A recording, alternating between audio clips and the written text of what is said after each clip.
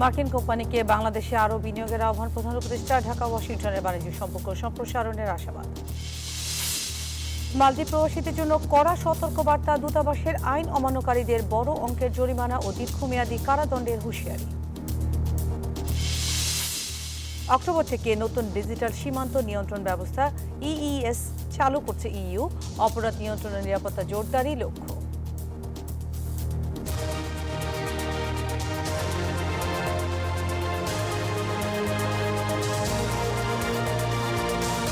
স্বাগত জানাচ্ছি প্রবাসী সংবাদ। এই মুহূর্তের খবরে আপনাদের সাথে আছি আমি নুসরাত আফরিন, আর দেখছিলেন বিআরবি কেবল সংবাদ শিরোনাম। এবার বিস্তারিত।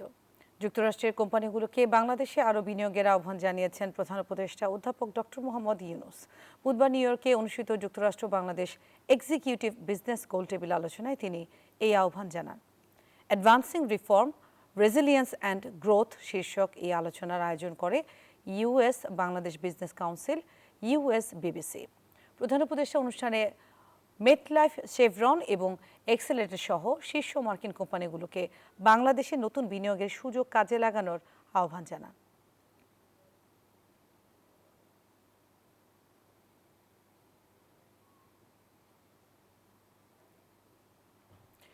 যুব সমাজকে অন্তর্ভুক্ত না করলে স্থায়ী বৈশ্বিক অগ্রগতি সম্ভব নয় বলে মনে করেন প্রধান উপদেষ্টা ডক্টর মোহাম্মদ ইউনূস। নিউ ইয়র্কে জাতিসংঘ সাধারণ পরিষদের ফাঁকে world programme of action for ইয়ুথের 30তম বার্ষিকী উদযাপন উপলক্ষে উচ্চ সভায় তিনি এমন মন্তব্য করেন। এই সময় ডক্টর ইউনূস বলেন, বিশ্বজুড়ে যুব সমাজকে পরিবর্তনের চালিকা শক্তি হিসেবে স্বীকৃতি দেওয়া হয়, তবুও তারা বৈষম্য, সংঘাত, জলবায়ু পরিবর্তন, সুরক্ষাবাদ এবং ডিজিটাল বিভাজনের শিকার। এছাড়া বেকারত্ব একটি বড় সমস্যা বলেও উল্লেখ করেন তিনি। সমতা নিশ্চিত করতে না পারলে এবং তরুণদের মধ্যে নেতৃত্ব গড়ে তুলতে না পারলে হতাশা দ্রুত অশান্তিতে রূপ নিতে পারে বলেও মনে করেন ডক্টর ইউনূস।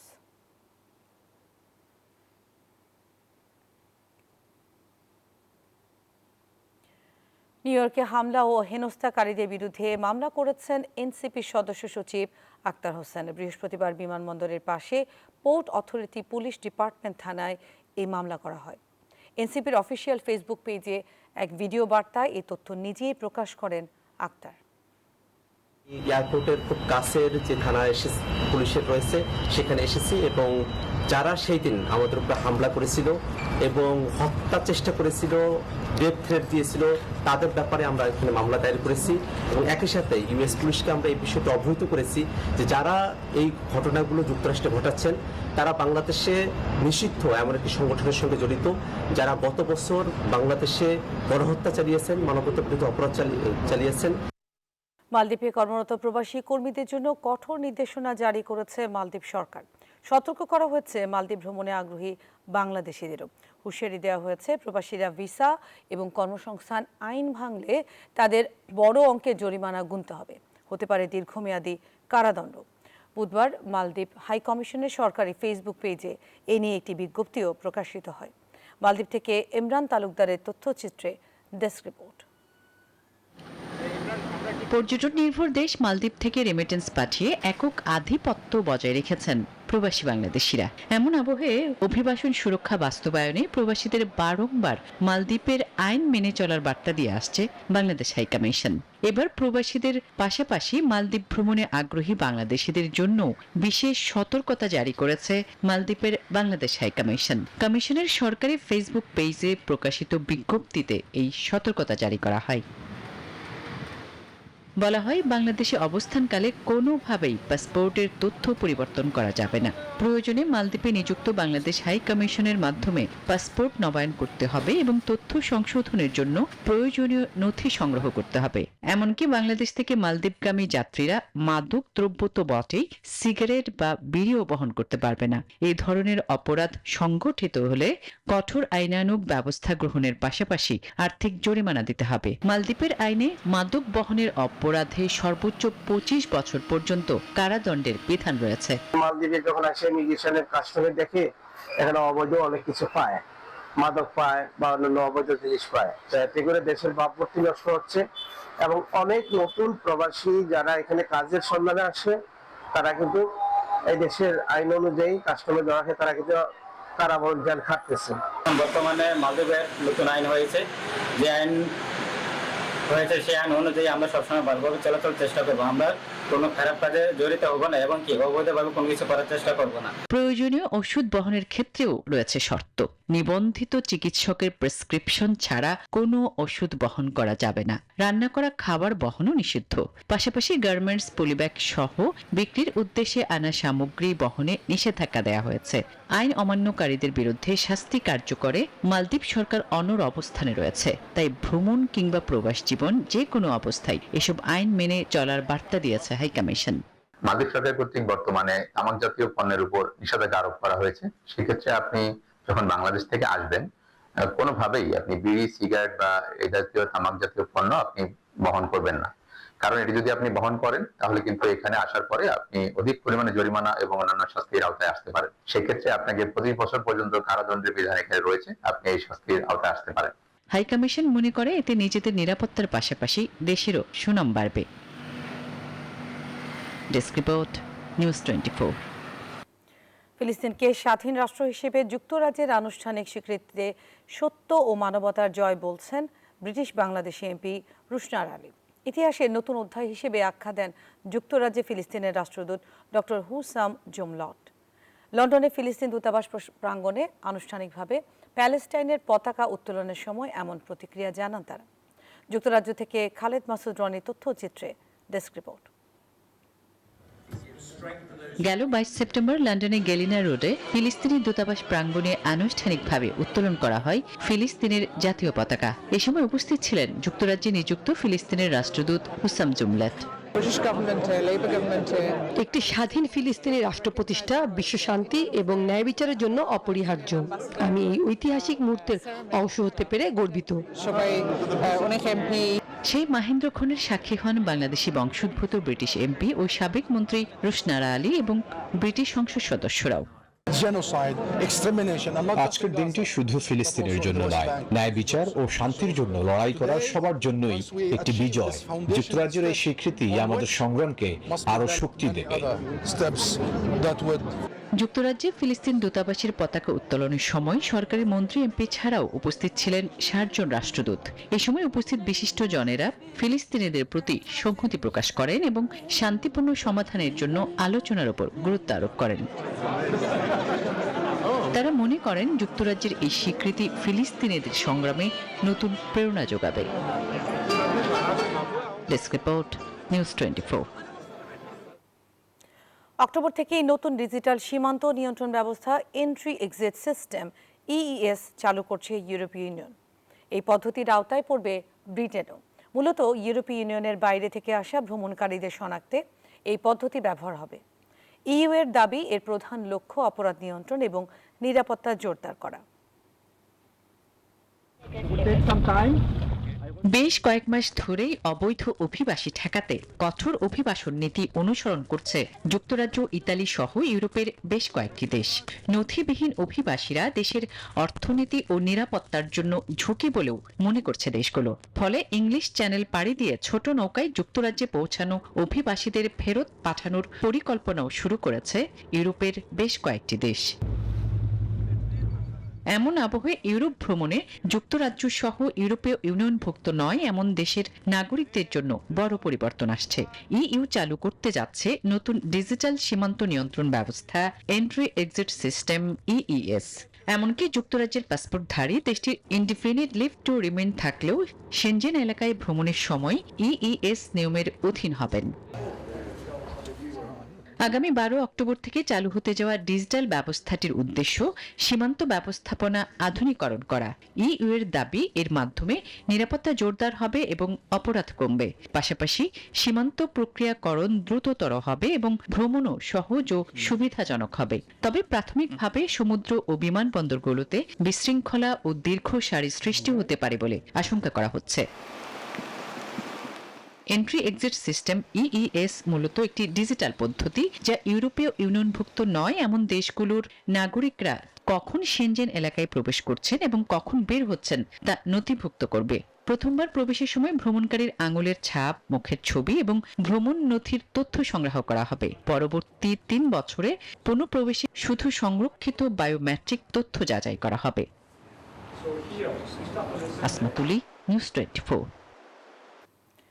ওমানে বাংলাদেশিদের সম্মানে স্থানীয় এক ওমানি মালিকের বিরল আয়োজন আলোচনার জন্ম দিয়েছে। অনুষ্ঠানে অনেক বাংলাদেশি প্রবাসী উপস্থিত ছিলেন। তারা জানান, এই আয়োজন শুধু তাদের জন্য সম্মানের নয়, বাংলাদেশি প্রবাসী সমাজের জন্য গৌরবের। আতিথ্য দেয়া ওমানি ওই নাগরিক বলেন, বাংলাদেশিদের কর্মনিষ্ঠা, সততা ও ভ্রাতৃত্ববোধ তাকে মুগ্ধ করেছে। তাই কৃতজ্ঞতা বোধ এবং ভালোবাসার নিদর্শন স্বরূপ তাদের সম্মানে এমন আয়োজন করেন তিনি।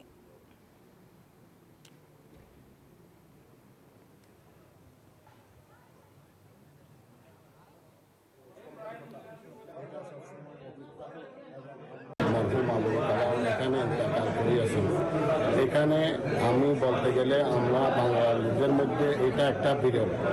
আমি বিগত 30 বছর ধরে ওমানে আছি, কিন্তু আমি সর্বপ্রথম এই ওমানিদের বাঙালির প্রতি ভালোবাসা এবং ওনার যে কর্মস্থলে ছিলেন একটি ছোট ছোট শিশু পর্যন্ত ওনাকে যে সম্মানটা দিচ্ছে এবং দিয়েছেন বিগত দিনে, উনি এখানে একটা দৃষ্টান্ত সৃষ্টি করেছেন আলফার্সি ফ্যামিলির প্রতি। তার যে আজকে তাকে মনে রেখে আজকে ওনারা যারা এখানে যারা উপস্থিত হয়েছেন দেখতেছেন, এখানে অনেকগুলি ওমানে তাদের পরিবারের সদস্য এবং তাদের আত্মীয় স্বজন এবং অত্র এলাকার অনেক গণ্যমান্য ওমানি ব্যক্তিবর্গ এবং আমাদের কমিউনিটির অনেক ব্যক্তিবর্গ এখানে উপস্থিত হয়েছেন। ব্রিটেনের ইকরা বাংলা টিভির উদ্যোগে পূর্ব লন্ডনের ফিল্ড গেটে অনুষ্ঠিত হয়েছে প্রবাসে বসবাসরত প্রবীণদের নিয়ে এক ব্যতিক্রমী সমাবেশ। ইকরা টিভিতে গত 10 বছর ধরে চলা অগ্রদূত অনুষ্ঠানে সাক্ষাৎকার প্রদানকারী বাংলাদেশি কমিউনিটির মুরব্বীদের সম্মানে এই অতিথি প্রীতি সমাবেশ অনুষ্ঠিত হয়। ইকরা টিভি গ্রুপের চেয়ারম্যান ইমাম কাশিম রাশিদ আহমেদের সভাপতিত্বে অনুষ্ঠিত সমাবেশে প্রধান অতিথি ছিলেন টাওয়ার হ্যামলেটস কাউন্সিলের নির্বাহী মেয়র লুৎফুর রহমান। বিশেষ অতিথি ছিলেন স্পিকার কাউন্সিলর সুলুক আহমদ, কাউন্সিলর আবু তালহা চৌধুরী, কাউন্সিলর কামরুল হাসান মুন্না এবং লন্ডন বাংলা প্রেস ক্লাবের সভাপতি মোহাম্মদ জুবাইর সহ অনেকে। মাওলানা আব্দুল বাসিত এবং মুফতি সালেহ আহমেদের পরিচালনায় সমাবেশে স্বাগত বক্তব্য রাখেন KM আবু তাহের চৌধুরী। আমাদের মুরব্বীদের কাছ থেকে মাইগ্রেশনের ইতিহাস, তারা কিভাবে দেশের সংগ্রাম করলেন, কিভাবে তারা সেটল হলেন, তাদের অর্জন কি, অবদান কি, তারা কিভাবে সমাজে কন্টিনিউ রাখছেন এবং আগামী দিনে সমাজ কিভাবে চলবে তার দিক নির্দেশ আমরা নিয়েছি সাক্ষাৎকারে। এই যে এত লোকের প্রায় 200 লোকের ইন্টারভিউ নিয়েছে, এটা ইতিহাস একটা বড় একটা আর্কাইভ। ইকরা বাংলার রীতিমতো চাঞ্চল্যের সৃষ্টি করেছে এবং আমরা যারা পরবর্তীতে এসেছি ইউকেতে আমাদের যুগসূত্র অতীতের সঙ্গে ইতিহাসের সাথে গড়ে তোলার ক্ষেত্রে তাঁর অবদান অপরিসীম। দেশে অনৈক্য অস্থিতিশীল পরিস্থিতি তৈরি করতে পিআর পদ্ধতিতে নির্বাচন চাওয়া হচ্ছে এমন অভিযোগ করে বিএনপি নেতারা বলেন, কোনো রাজনৈতিক দলের অসাংবিধানিক, অরাজনৈতিক, অবৈধ আবদার মেনে জাতিকে সংকটে ফেলা যাবে না। দেশে পিআর হলে শেখ হাসিনার চাইতেও বড় ফ্যাসিস্ট সরকারের জন্ম হবে বলেও মন্তব্য করেন নেতারা। অভিযোগ করেন, ফ্যাসিবাদ ফেরাতে কাজ করছে জামায়াত। আগামী ফেব্রুয়ারিতে নির্বাচন সামনে রেখে সরগরম দেশের রাজনীতির মাঠ। এর মধ্যে নতুন করে উত্তাপ ছড়িয়েছে আনুপাতিক বা পিআর পদ্ধতিতে নির্বাচনের দাবি। জামাত সহ কয়েকটি রাজনৈতিক দল এই ইস্যুতে কর্মসূচি পালন করলেও এর বিরুদ্ধে অবস্থান নিয়েছে বিএনপি সহ বেশিরভাগ দল।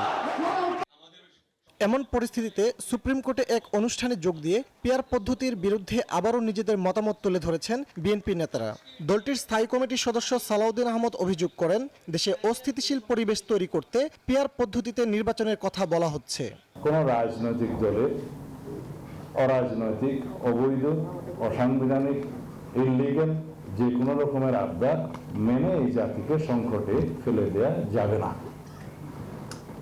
আমাদেরকে এই সাংবিধানিক ধারাবাহিকতায় থাকতে হবে। এই সরকার সাংবিধানিক ধারাবাহিকতার সরকার, সেটা প্রধান উপদেষ্টা নিজেই বহুবার তার বক্তব্য বলেছেন এবং এই সাংবিধানিক ধারাবাহিকতা রক্ষা করেই আইনানুগভাবে ভবিষ্যতে এই রাষ্ট্রকে একটা আইনের শাসনের রাষ্ট্র হিসেবে আমাদেরকে পরিচালিত করতে হবে এবং স্টাবলিশ করতে হবে। এদিকে নয়াপল্টনে সাংবাদিকদের সাথে আলাপকালে বিএনপির সিনিয়র যুগ্ম মহাসচিব রুহুল কবির রিজভী অভিযোগ করেন, আওয়ামী লীগ পুনর্বাসনে জামাতের ইন্ধন দেখা যাচ্ছে। এখন আবার তারা স্বরূপে সমূর্তিতে বেরিয়েছেন এবং আওয়ামী লীগের পুনর্বাসন চাচ্ছেন, ভারতের সাথে ভালো সম্পর্ক রাখবেন, দল হিসেবে রাখতে চান, সেটা আমাদের কোনো আপত্তি নাই। কিন্তু এটাও তো মনে রাখতে হবে, তারা শেখ হাসিনার মতো একটি রক্তপিপাসু দানবকে প্রশ্রয় দিয়েছে নিজ দেশের মানুষকে হত্যা করার জন্য। এর আগে বিশ্ব ফার্মাসিস্ট দিবস উপলক্ষে জিয়াউর রহমানের সমাধিতে পুষ্পস্তবক অর্পণ শেষে বিএনপির স্থায়ী কমিটির সদস্য ডাক্তার AZM জাহিদ হোসেন জানান, শিগগিরই সংসদ নির্বাচনে দলীয় মনোনয়ন চূড়ান্ত করবেন তারা। আমাদের স্থানীয় নেতৃবৃন্দ, জেলার নেতৃবৃন্দ, আমাদের দলের পক্ষ থেকে জরিপ এবং সর্বোপরি জনগণের ভালোবাসায় যেই সমস্ত মানুষগুলো নিজ নিজ এলাকায় উদ্ভাসিত, তাদেরকেই বাংলাদেশ জাতীয়তাবাদী দল ইনশাল্লাহ আপনারা দেখতে পাবেন খুবই সহসাই যে তাদেরকে মনোনয়ন দেওয়ার ব্যাপারে দিয়ে তারা সিদ্ধান্ত গ্রহণ করবে।